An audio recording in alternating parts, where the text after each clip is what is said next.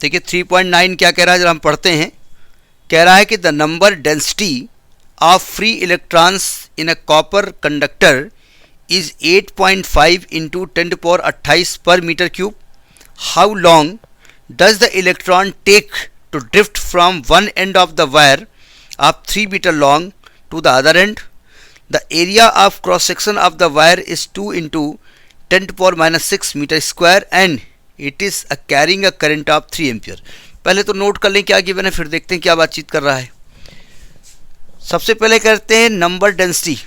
Density को small N से लिखा जाता है. तो number of electron per unit volume दिया है 8.5 इंटू 10⁻28, 8.5 इंटू 10⁻28 मीटर माइनस 3 पर मीटर क्यूब. और इलेक्ट्रॉन एक एंड से दूसरे एंड पे जाते हैं और जिस वायर में जाते हैं उसकी लंबाई दी है 3 मीटर और उसकी एरिया ऑफ क्रॉस सेक्शन दिया है आपका 2 इंटू 10⁻6 मीटर स्क्वायर और करंट दी है 3 एम्पियर की.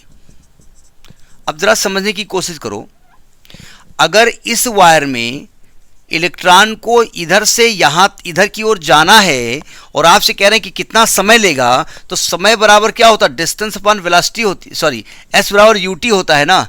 समय बराबर डिस्टेंस अपॉन वेलोसिटी होती है ना. तो आपको वेलोसिटी निकालनी पड़ेगी पहले इलेक्ट्रॉन की.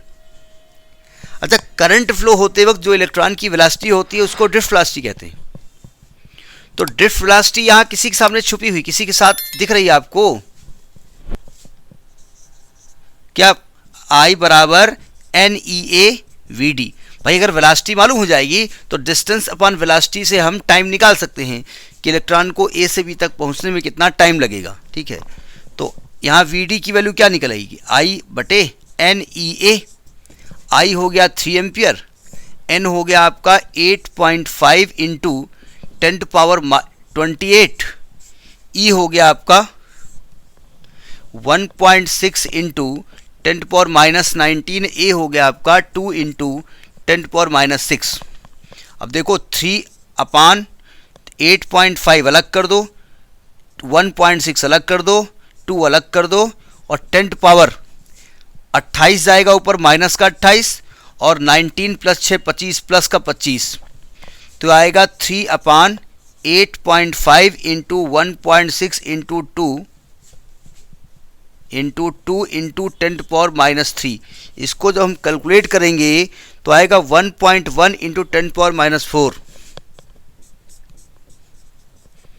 मीटर पर सेकेंड. ड्रिफ्ट वेलोसिटी बहुत स्मॉल होती है. अब आप कहेंगे इतनी स्मॉल वैल्यू से इतनी ज़्यादा करंट कैसे फ्लो होती है. भैया एक इलेक्ट्रॉन की वेलोसिटी है ना, जब अरबों इलेक्ट्रॉन एक साथ चलते हैं ना, अगर पूरा भारतवर्ष थोड़ी देर के लिए एक तरफ चलना शुरू कर दे तो अर्थ अपनी जगह से खिसक जाएगी. ठीक है ना. ऐसा अगर मालूम हो जाए ना तो चलना शुरू भी कर दें, अच्छा चल के देखते हैं जरा, ये हो नहीं सकता, अलग की बात है. अब देखिए वेलोसिटी मालूम हो गई, हाँ कर देंगे एक्सपेरिमेंट. टाइम बराबर डिस्टेंस अपॉन वेलोसिटी, 3 मीटर का वायर था और 1.1 इंटू 10⁻4 वेलोसिटी थी, तो ये आएगी वैल्यू 7.57 आर. 57 आर में पूरा लिख दिया हमने. मतलब सुनिए ध्यान से, ये भाई साहब देख लीजिए 7 घंटे में यहाँ पहुँचेंगे और छू लोगे करंट तो हालत ख़राब कर देगी, करंट मार देगी, आदमी को मार भी डालेगी. ठीक है, चूँकि करोड़ों लोग एक साथ चल रहे हैं ना, इसलिए ऐसा हो रहा है. तो ये आपका 3.9 हो गया. ठीक.